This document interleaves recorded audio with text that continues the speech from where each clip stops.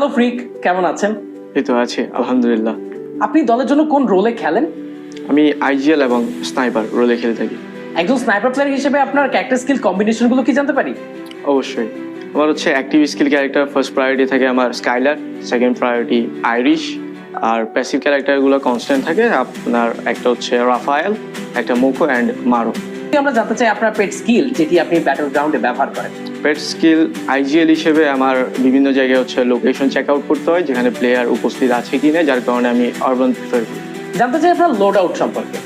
Load out always pocket বেন্ডিংই থাকে।